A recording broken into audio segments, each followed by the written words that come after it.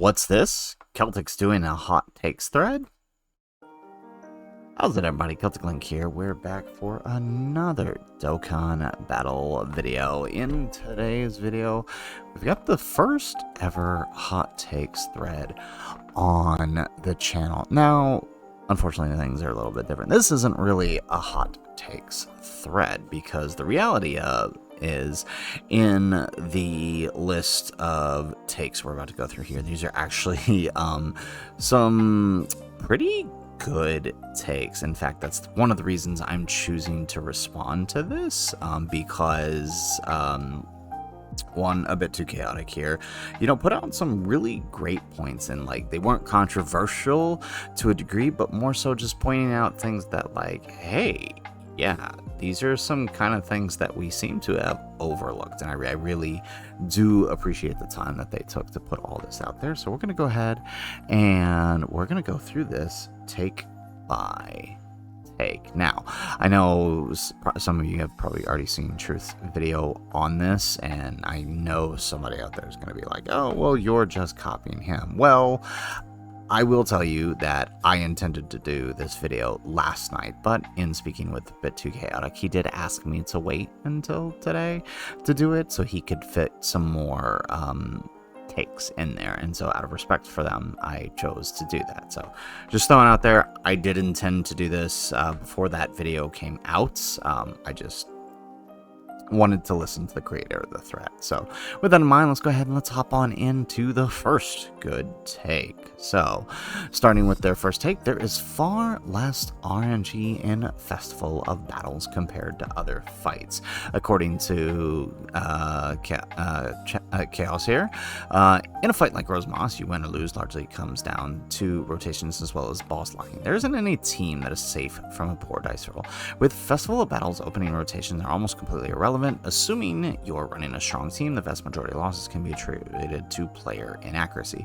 You have so much more time to prepare, so that decisions to make throughout the fight. RNG losses can still occur, of course, but when playing optimally, they are rare. So this is a great point because I know that is one of the big sort of, challenges against Festival of Battles as a, necessity to evaluate units is the mass amount of RNG it requires. And I do agree with that sense of it, that there is still RNG. I don't know that I necessarily agree with KO here fully that there isn't that much RNG. I will agree to say that fights like fights like the Rose Masu fight here tend to be a lot more RNG. But here's where the difference lies, right? When we think RNG losses, right, where they're really, really tough, right, it's fights like Rose Masu. But Rose Masu, you can try infinitely, right?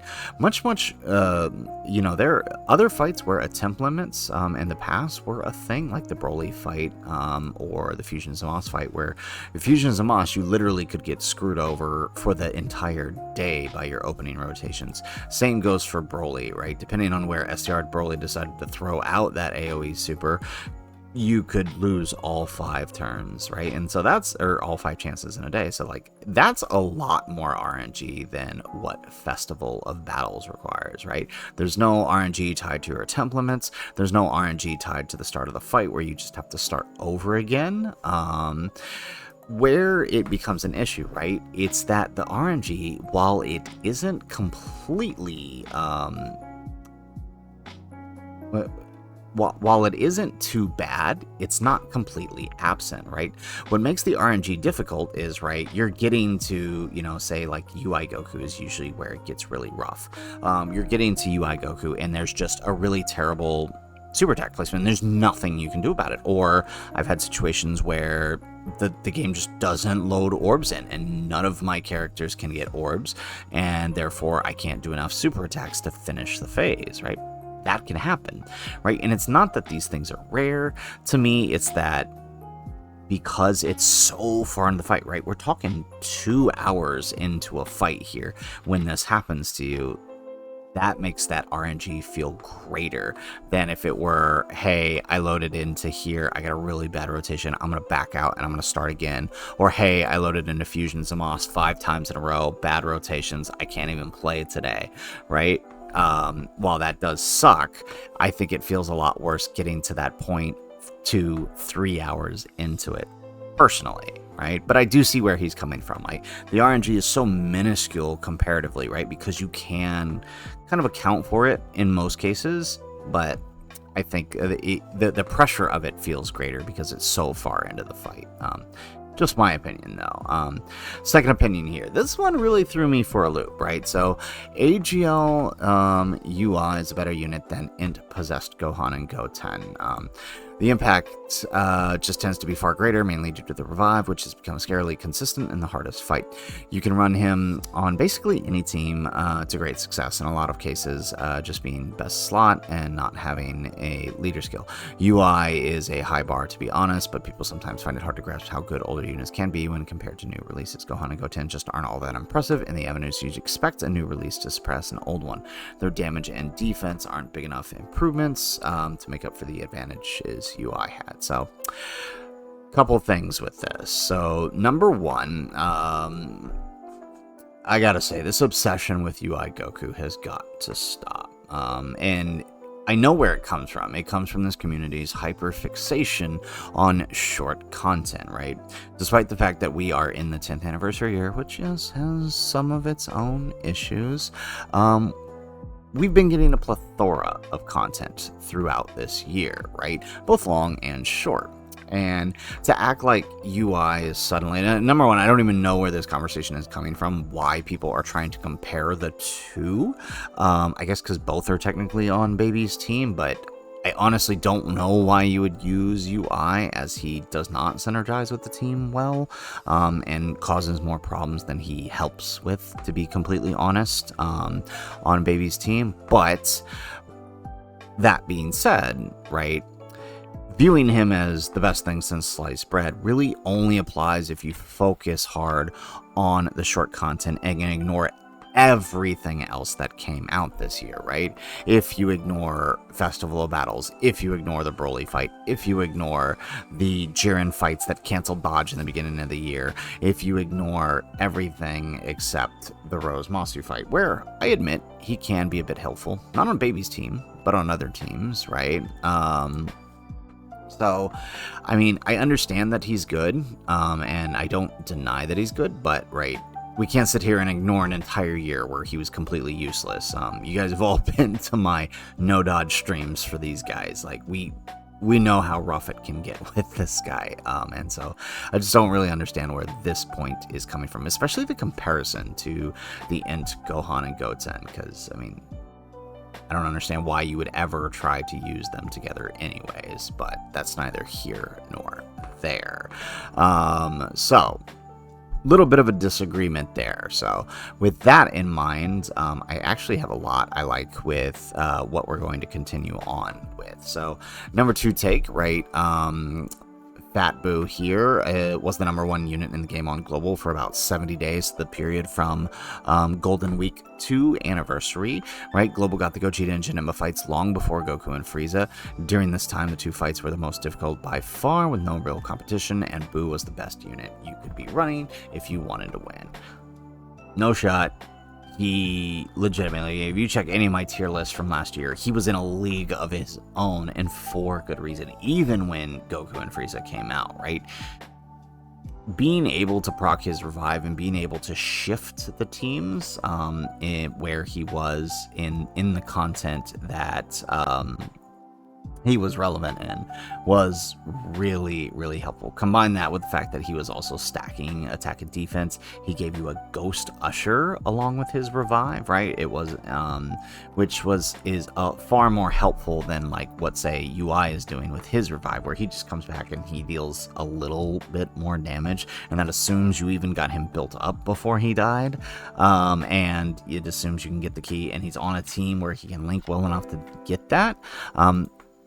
Boo provides a lot more tech with his revive, being able to Ghost Usher a turn, completely removing attacks for all characters, I find is a lot more useful. So, and then again, you combine this with the fact that he ended up on Uncontrollable Power, which is arguably one of the best teams from last year.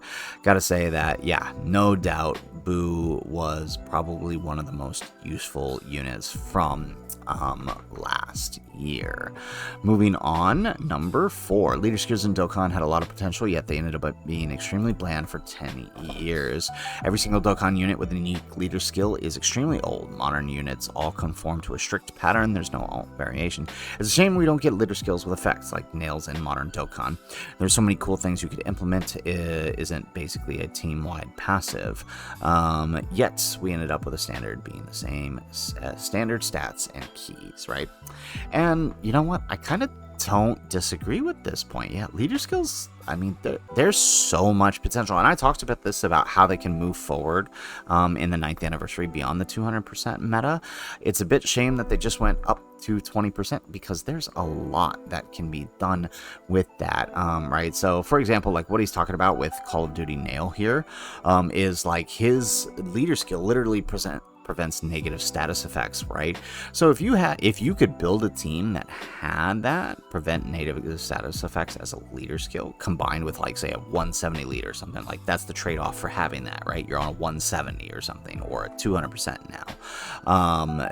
But then your trade-off is you prevent negative status effects, right?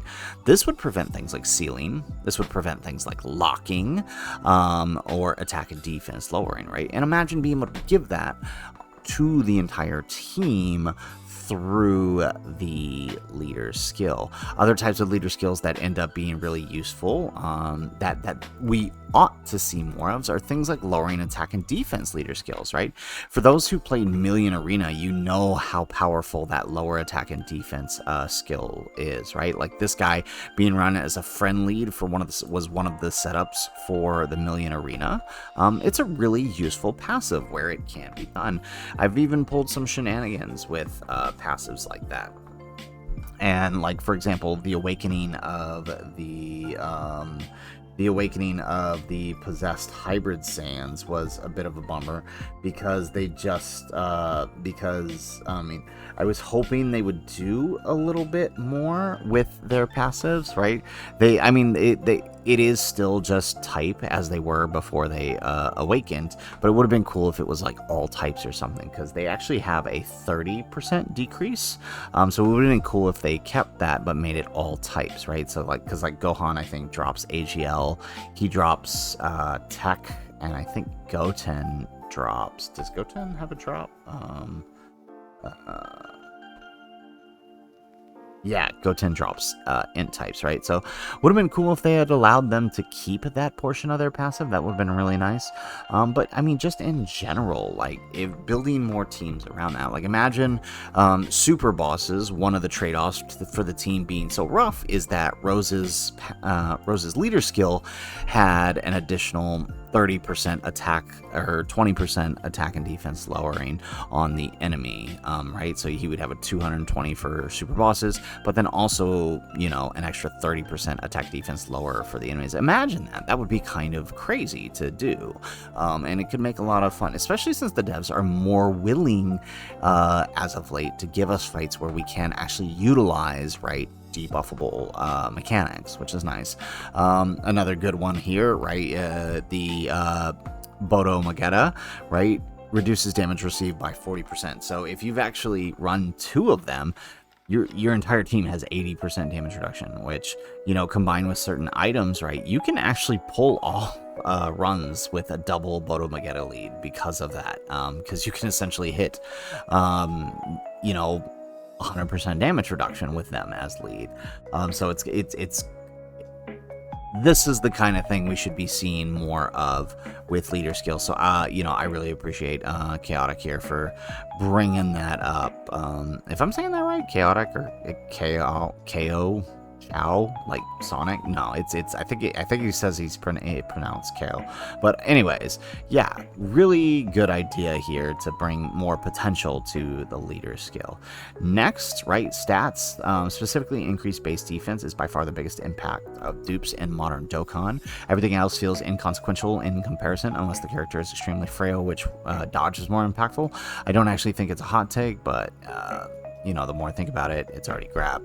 So this image, okay, more about the image. Yeah, no, this is actually a really great point, and I've talked about this, right? One of the key struggles to Festival of Battles is actually the defensible dupes, right, that you're gaining from your stacks, and therefore your initial base defense, right? The lower your dupes is, the harder it is to build up in that fight. And I mean, this is true anywhere. Compare the best example of how impactful the defense on the dupes is, especially if you can get equip orbs that add defense through your through your bronze and your gold, is in full power Super Saiyan 4 Goku. It's during the reign of this monstrosity right here. If you remember, right, people acted as though that first hit that came out of him was like the end all be all of Goku's performance. But what the reality was is most of what you were seeing from people posting in full power Saiyan 4 Goku, which was the character at 55%, or a character with the dodge build and no defensive equips, right? That's what you were seeing. And so he, it really made a difference in his performance, because the reality is a full defensive build for Goku, actually resulted in 100k on the initial attack from Zamasu, and then double digits after that.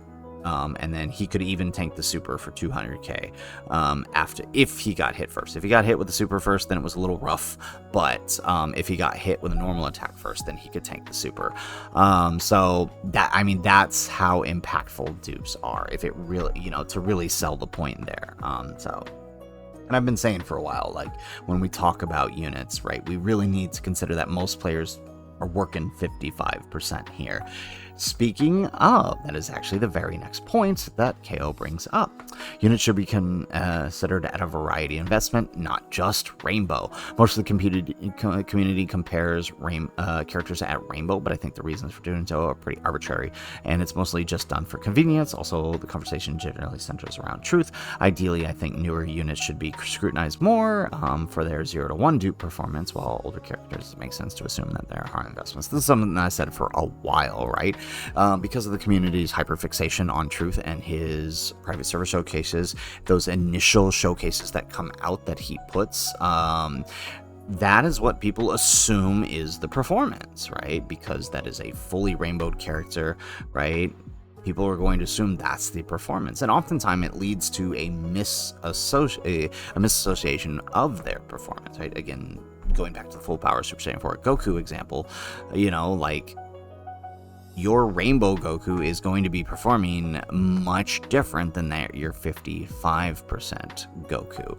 And you should consider that. Absolutely. You should consider that makes a difference for most players. I've always been against, ranking them, but I think it might be worthy of consideration to have maybe a separate tier list for 55% versus a separate tier list for Rainbow, because I think he's right. I think 0 to 1 dupe performance, there really is a big difference than compared to 79% to Rainbow for a lot of units. The year 10s are another great example of that. They stack much faster and hold defense much better at higher dupe levels. But at the lower dupe levels, they can be a little bit dangerous on their turns 1 to 2 before you can swap them into their defense mode. I definitely get it, and I definitely agree that we should start looking more at units at non-fully rainbow status. Moving on, number 7, hot takes threads are an awful format. you know, for a hot take to be hot, it needs to be something people disagree with. This works fine for a handful of takes, but most people have at least a few wild opinions. But when you end up making up 30 threads, yeah. So this is why I've always had the problem with hot takes. This is why I never cover them, right? It does feel like people legitimately just say things to get truth's attention, and make themselves into a video when they do this. And you know, to each their own, but you end up with some people saying some wild things like a temple limits were good, right? Like, that's what you end up with when we talk about, you know, making these threads just to either make them or get someone's attention. And so I totally agree there with him. Moving on, number 8, the only thing holding back 2023 meta from being incredibly fun was the temp limits, right? Opening rotations felt far more frustrating when you knew it cut away from one of your few opportunities to actually engage in the hardest content. Difficult and oppressive fights are fun. Being told you can no longer attempt them is not. And this is kind of what I was talking about earlier, right? The pressure of, right, the attempt limits you really feel with those opening rotations. And yeah, attempt limits just aren't fun. Moving on to number 9. At no point in Dokkan's history has the game ever been too hard. This one's probably the most subjective, but it's still worth explaining the thought process. For most of the game's history, it's been comically easy, unless you're placing your own restrictions on yourself. There are only a handful of times where you really needed items to stand a chance, and personally I find it that to be the ideal difficulty. The rewards locked behind the hardest fight are also generally pretty minor, and you can always obtain them later, way after the event has been powered up. And I kind of agree with this, right? I have always said from the beginning that Dokkan is designed, the fights are designed for you to use items. The developers used items, right? For those who went to the fan meetup, you guys saw, right, their events when they showcased, they were using items. They designed the events that way, right? If you come back to year 7, the beginning of year 7, right, you legitimately could not beat Broly without some insane luck. You could not beat Broly without the at least until Orange Piccolo came out, you could not beat Broly without items. It was just nearly impossible, even with the best units in the game, which were the 7 years at the time. So, you know, we haven't had that in a very, very long time. So I do kind of agree with them that way. Even right now, right, most of the hardest fights, if you use items, become very easy. And you know, it's an interesting thing that we as a community do, holding difficulty in the game to that, because I mean, it would be like in Pokemon, for example, treating a Nuzlocke as if that were how the game was designed difficulty-wise, right? It's a whole different game at that point. So it is interesting that we hold our own self-restrictions as the way to rate the game, because if we didn't, the game is honestly not that bad, and you tend to have a little more fun, and so I kind of agree with KO here. Moving on, speaking of Orange Piccolo, he was a tier above Bulma and Gohan during the 2023 meta. Alright, his team was the most consistent for a reason. The length of the content just suited him best. Gohan and Bulma were both amazing, but they felt like they had a noticeably lower impact than Piccolo.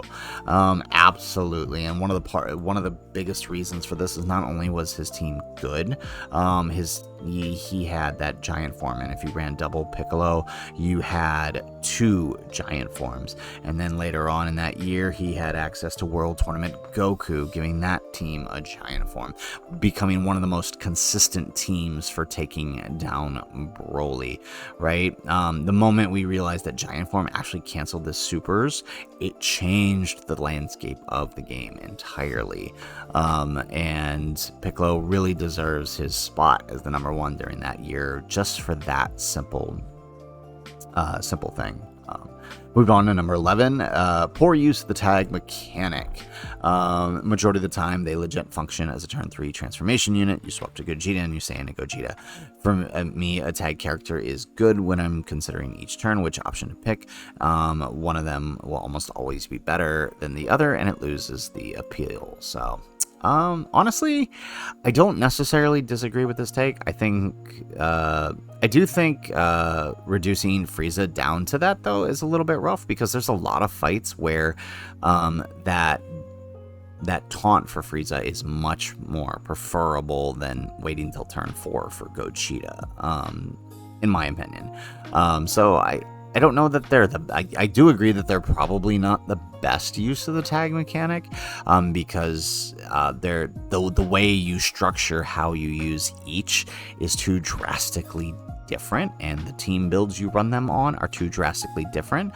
And I almost want to see what teams that KO is running these his Frieza and Gogeta on, because if he's running a more superclass team, then of course Gogeta is the better option, right? Because you can't use Frieza.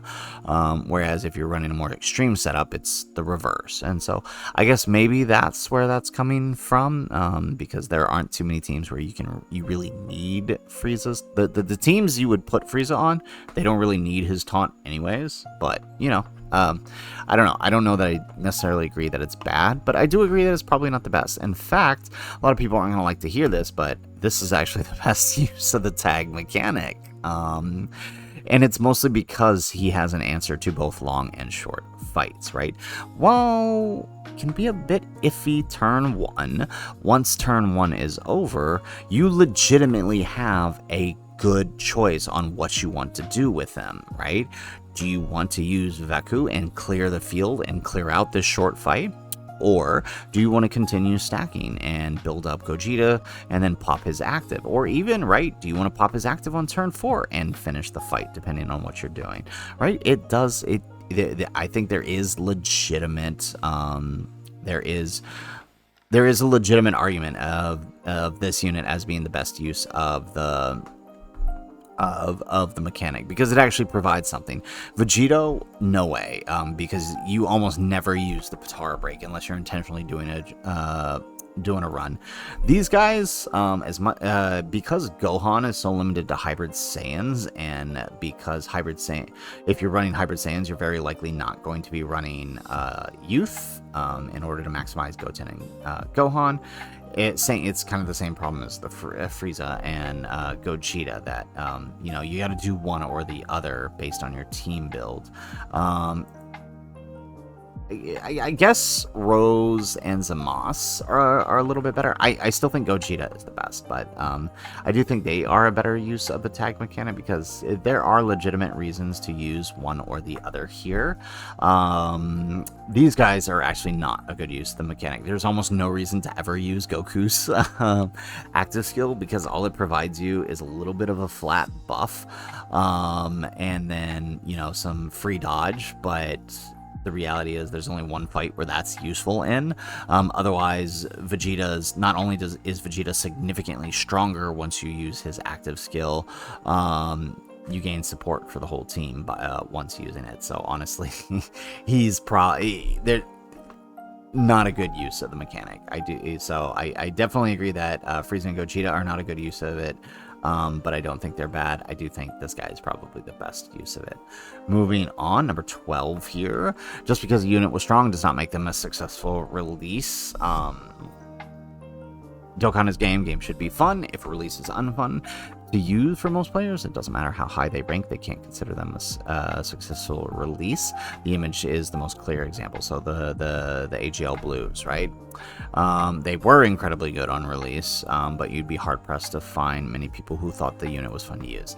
And I think, honestly, I do agree with that, right? The unit was rough to use, and there would be frustrations getting them to transform, for sure. Although a lot of the frustrations I see is people only having one other Future Saga unit to use with them, which I get, maybe you don't always want to build that team, but, that's kind of where the struggle came from. Now, I kind of agree that people equate difficult to use with good or bad. The reality is this unit was difficult to use, but it was a good unit. So whether or not you believe that's a successful unit, that's up to you. But I would say, by all metrics, they actually were a pretty successful release. But I get where KO is coming from here, because number one, not only did they sell pretty well, the campaign was pretty good, centered around them. They were pretty useful in all of the campaign, and even got better into the 9th anniversary. So I don't know that I necessarily agree fully there, but I see where he's coming from. All right, 13. None of the other 9th anniversary contents were close to cell max in difficulty. Every other fight was comically easy in comparison. Cell max being the hardest is a cold take nowadays, I think. The hot part is that I don't think any of the fight was half as hard at the time. You could win consistently. Every other fight was so easy. 20-0 with the Angel Blues team against the Gogeta fight. Similar thing with Gohan and the Zamasu fight. Cell max punished so many more units harder. I actually agree with this, and I believe I said this early on. The Cell Max is harder than the Gogeta fight because of how oppressive his turn 1 is. Now, granted, once you get to turn 3 and turn 4, you can start debuffing the heck out of him, but you have to survive that long. And there were very few teams that could stand up the turn 1 Cell Max. So I think he has a really good point here. Speaking of, the best unit in the game for the Cell Max fight, the droids. Yes, I agree. I actually had a lot of units that I would test with these guys on a team with them in the Cell Max fight. So yeah, I completely agree here. These guys are often overlooked because people don't like running them off lead, but they were actually on quite a few good teams. Even now, they're on a few teams that you can utilize them to success with. All right, KO, number 15. This unit gets way too much stuff when they essentially become the most strong and versatile unit of the team after turn 4 or 5. Understand why people dislike them because of the base form, but it just feels like an appropriate balance to weigh out the risk. And this is exactly what we were talking about, right? Turn 1's a little rough, but then by the end they become not only a really great unit that provides tech for your whatever situation you might need that for. They are probably the best use of the tag mechanic. So, yep, I'm totally with him there.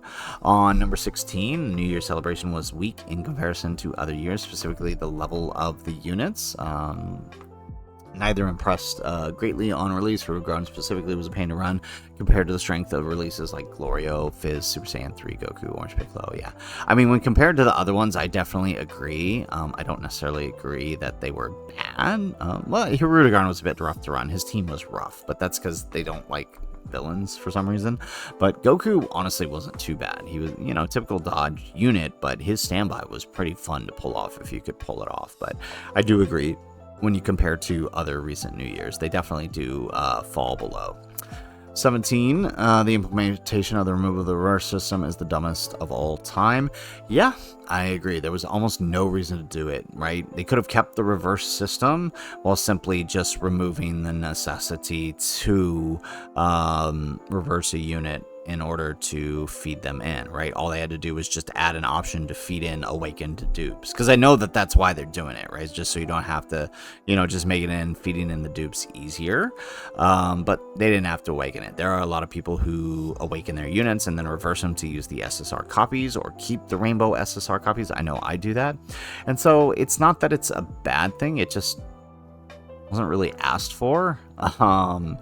It sucks, right? You're gonna have to regrind a bunch of units if you had some, especially if they were summonable units. It's gonna suck to have to get those again, especially if you are a collector. That's gonna be pretty rough. So I get where they're coming from that. Number 18, the first system would be far more tolerable if the friend unit didn't count, like how it works in World Tournaments. The biggest issue currently is that you're pretty much forced to run 2 copies of your leader for a majority of team, meaning that there's a missing unit on the list. You just can't run their team, and no real compromise. I never really thought about that, but I absolutely agree with that. That's a great point. If you just remove the necessity to have a second lead, that opens up your friend to whoever else is on your main lead, and then you don't have to worry, right? Yeah, I agree. One of my biggest problems, right, when I'm trying to run a showcase team is finding that second lead, right? If I want to do, like right now, if I want to go do a run with Tao, I'm not going to be able to because nobody has him set as a friend. And the few people that do, right, I'm only going to be able to do that like 2 or 3 times in the day, and then it's done. So yeah, I mean, if they just remove that entirely, wouldn't be so bad. They would have to definitely adjust the damage output of the bosses to compensate, but as long as they balance it appropriately, that might be the fix to the friend system. I don't know if it's the best fix, and I think that's it. Yeah. All right. Wow. So 18 takes here, and like I said, all pretty good takes. I had a few disagreements, but for the most part, made some really, really good points here, especially here. What I really liked, and these are the reasons I really chose to do the video, was because of this take here about the leader skills, the necessity of dupes, and understanding that most players do not have duped out units. But really, the leader skill is the one that really got me. So.